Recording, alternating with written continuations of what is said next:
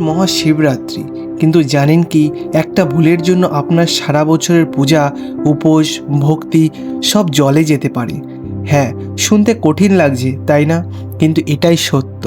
90% মানুষ এই শিবরাত্রির এমন কিছু ভুল করে বসে যেটার জন্য ভগবান শিব রেগে যান, আর তারপর ভাগ্যে শুধু কষ্ট আর কষ্ট। আপনি কি সেই 90% মানুষের মধ্যেই আছেন, নাকি আপনি জানতে চান কিভাবে শিবরাত্রির এই ভুলগুলো এড়িয়ে মহাদেবের কৃপা পাবেন?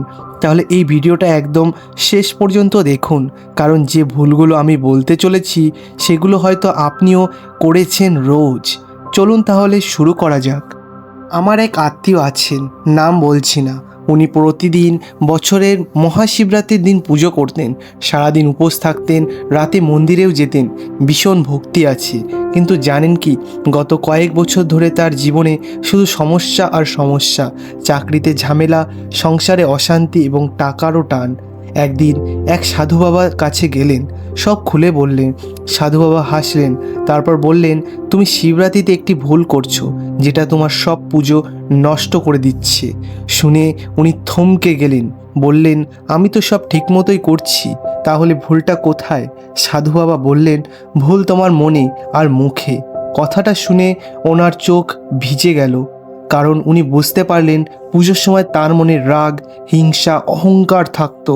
মুখ দিয়ে খারাপ কথা বলতেন। এই ভুলগুলোই তার সব নষ্ট করে দিয়েছিল। আর আপনিও কি এই ভুলগুলোই করছেন? চলুন আজকে আমি একদম খুলে বলি, মহাশিবরাত্রিতে কোন কোন ভুল একদমই করা যাবে না, আর কেন করা যাবে না সেটাও জানবো। কিন্তু মনে রাখবেন, এই ভুলগুলো এড়িয়ে যেতে পারলে আপনার জীবনে বদলে যাবে। ভগবান শিব নিজে আপনার জীবনে আশীর্বাদ বর্ষাবেন। তো প্রথম ভুলটি শুনুন, এটা সবচেয়ে বড় ভুল। অনেকেই মহাশিবরাত্রিতে উপোস করেন, কিন্তু জানেন কি, উপোস মানে শুধু খাবার না খাওয়া নয়। অনেকে সারাদিন না খেয়ে থাকেন, কিন্তু মুখ দিয়ে খারাপ কথাও বলেন, কাউকে গালি দেন, কাউকে ছোট করেন এবং ঝগড়াও করেন। এটা করলে কোনো লাভ নেই। শাস্ত্রে বলা আছে, উপোস মানে শরীরের সাথে মনেরও উপোস। মানে যখন খাবার খাচ্ছেন না তখন খারাপ কথাও বলবেন না, রাগ করবেন না, হিংসাও করবেন না। কারণ আপনি যদি পেট খালি রেখে মন খারাপ রাখেন, তাহলে ভগবান শিব খুশি হবেন না। আর তখন কি হয়? তখন আপনার উপোস শুধু ক্ষুধা থেকে যাবে, ফল শূন্য। আর বলুন তো, আপনি উপোসের সময় কি মন ঠান্ডা রাখেন, নাকি রাগ, ঝগড়া, খারাপ কথা সব চলতেই থাকে? যদি চলতে থাকে তাহলে আজ থেকেই বদলান, কারণ পরের ভুলটা আরও ভয়ঙ্কর। মহাশিবরাত্রি মানে কি জানেন? শিবের রাত্রি। এই রাত্রিটা জাগরণের রাত, মানে সারা রাত জেগে থেকে ভগবান শিবের নাম নিতে হয়, ধ্যান করতে হয়, মনে মনে তার কথা ভাবতে হয়। কিন্তু অনেকে কি করেন, দিনে উপোস করলেন, সন্ধ্যায় পুজো করলেন, আর রাতে বিছানায় ঢলে পড়লেন। ঘুম। এটাই ভুল, কারণ শাস্ত্রে বলা আছে, যে ব্যক্তি শিবরাত্রিতে ঘুমিয়ে পড়ে তার পুজো অসম্পূর্ণ থেকে যায়। আর জানেন সবচেয়ে বড় কথা কি? এই রাতে ভগবান শিব নিজে পৃথিবীতে ঘুরে বেড়ান। তিনি দেখেন কে তার জন্য জেগে আছে, কে তার নাম নিচ্ছে। আর যারা ঘুমিয়ে পড়ে তাদের জন্য তার হৃদয়ে কষ্ট হয়। ভাবুন তো, আপনার ভগবান নিজে এসেছেন আর আপনি ঘুমিয়ে। এটা কতটা দুঃখের। তাই রাতে জেগে থাকার চেষ্টা করবেন। গান শুনতে পারেন, ভজন করতে পারেন, ধ্যানও করতে পারেন। অন্তত চেষ্টা করবেন জেগে থাকতে। এই দুটো ভুল তো বললাম, কিন্তু এখনও শেষ নয়। পরের ভুলটা এমন, যেটা 80% মানুষই করে থাকে, কিন্তু তারা বুঝতেই পারে না।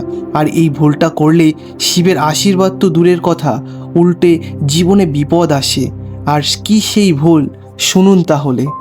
অনেকে শিবরাত্রিতে মানত করেন, বলেন, ভগবান শিব, যদি আমার এই কাজটি হয়ে যায় তাহলে আমি তোমার মন্দিরে যাব, পুজো দেব, দান করব।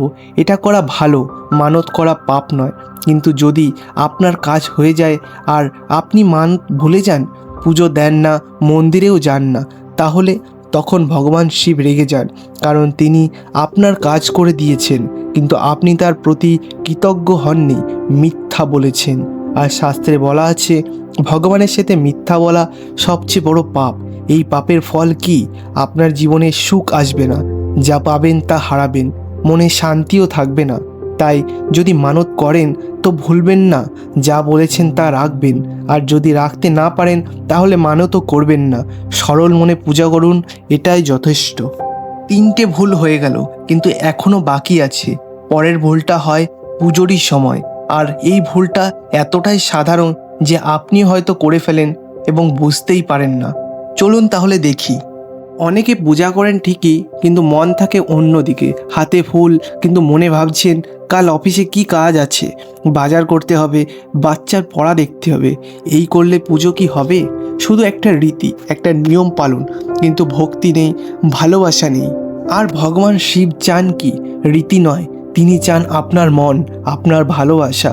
শাস্ত্রে বলা আছে 10টা ফুল দিয়ে পুজো করার চেয়ে একটি ফুল দিয়ে মনের সাথে পুজো করাই ভালো।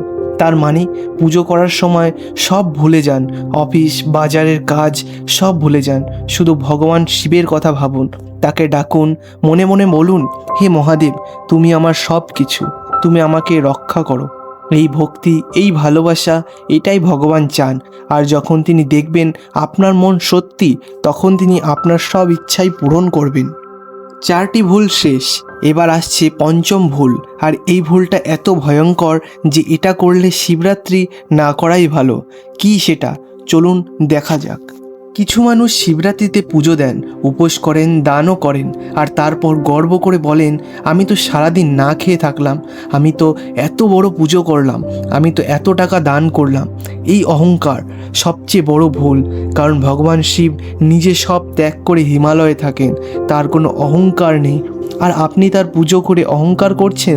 শাস্ত্র বলা আছে, যে ব্যক্তি পুজো করে গর্ব করে আর তার পুজো ভগবান গ্রহণ করবেন না।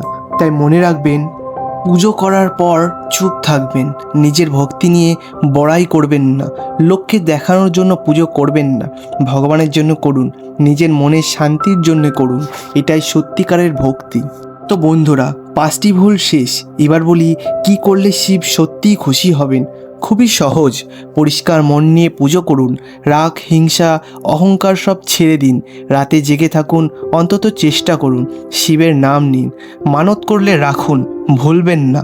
পুজোর সময় মনোযোগ দিন, সব ভুলে শুধু ভগবানকেই ডাকুন, অহংকার ছাড়ুন, নিজেকে ছোট মনে করুন। ভগবানের সামনে আমরা সবাই ছোট। আর সবচেয়ে বড় কথা, ভক্তি যেন হৃদয় থেকে আসে, মুখে নয়, মনের মধ্যে। বন্ধুরা, মহাশিবরাত্রি শুধু একটি দিন নয়, এটা একটি সুযোগ, ভগবান শিবের কাছে যাওয়ার সুযোগ, নিজেকে বদলানোর সুযোগ, জীবনে শান্তি আনার সুযোগ। আর এই সুযোগ হাতছাড়া করবেন না। কাল শিবরাত্রিতে ভুলগুলো এড়িয়ে চলুন, সরল মনে পুজো করুন, ভক্তি করুন, আর দেখবেন ভগবান শিব নিজে আপনার জীবনে আলো নিয়ে আসবে, দুঃখ দূর হবে, সুখ আসবে, মনে শান্তি নামবে। তাই আজকের এই ভিডিওটি যদি ভালো লেগে থাকে, লাইক করুন, শেয়ার করুন, যাতে অন্যরাও এই ভুলগুলো এড়াতে পারে। আর হ্যাঁ, আপনার কোনো প্রশ্ন থাকলে অবশ্যই কমেন্টে জানাবেন এবং চ্যানেলটি সাবস্ক্রাইব করতে ভুলবেন না। হর হর মহাদেব। আপনাদের সবার শিবরাত্রি শুভ হোক। ধন্যবাদ।